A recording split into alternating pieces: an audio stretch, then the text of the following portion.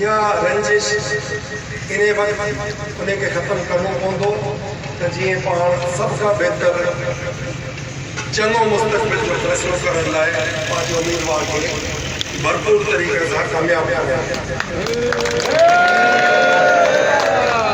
Election हर 5 साल हूंदी आहे और तव्हांखे 5 सालनि लाइ पंहिंजो मुंतखब करणो पवंदो नुमाइंदो। वो नुमाइंदे में तव्हांजी उम्मीद भी हूंदी आहे और तव्हांजे तालुके में तव्हांजे तक में हिकिड़ो बहितर किरदारु अदा करणो पवंदो आहे त जीअं तव्हांजी ऐं तव्हांजे उम्मीदवार जी अॻिते अचण वारे इलेक्शन में भी हिकिड़ी चङी पाण में संगत भी हुजे, भाईबी भी हुजे और तालुकात भी बहितर हुजे।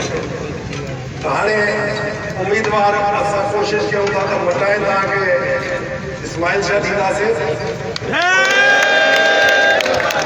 पर ॻाल्हि इहा आहे त उम्मीदवार हर को पाण सम्झंदो आहे जेसिताईं वोट जो फ़ैसिलो नथो थिए। पर मां यकीन सां चवां थो त मुंहिंजो को अहिड़ो इरादो कोन हुयो त कंहिंखे रंज कयां या कुझु कयां, पर मसइलो किथे थो अचे जीअं त नेशनल असेंबली ते मातम बि आहे ऐं हिते हेठि नंढी MP वारी सीट ते जे मां पंहिंजे पुट खे बीहारियां त उहो तव्हां लाइ बि कारआमद थींदो, मूं लाइ बि फ़ाइदेमंद थींदो। उन में मथे जे माथो संभालिया कामयाब अदा करे दियो भई त हेठि हू तव्हां वटि अची ज़रूरु हाज़िरी बि ॾींदो ऐं तव्हांजे दुख सुख में साथी बि थींदो।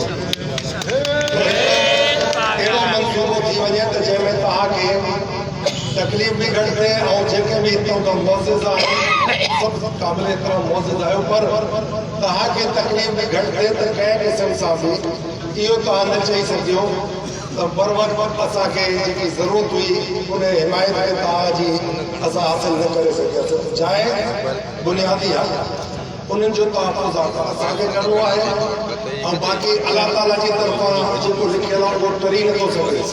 त मां दुआ थो आहियां त तव्हां असां जीअं बीठा आहियूं ईअं बीठा हुजो जेसिताईं हयाती आहे।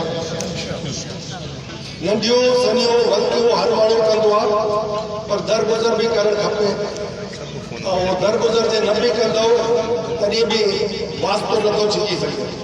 तो वास्तो रास्तो इहो ज़रूरु रहंदो ऐं ख़ासि तौर ते फ़क़ीर साईं ॿिया मौज़िज़ जेके बि असांजा बिरादरी जा हिते चङा मुड़ुस आहिनि उन्हनि सभिनी जो मां दुहिराईंदो आहियां त उन्हनि हमेशह हिमायत कई आहे, मदद कई आहे ऐं आईंदा बि इहा ई हिमायत ऐं मदद बरक़रार रखंदा ऐं भरपूर तरीक़े सां पंहिंजो इज़हार कंदा राय जो।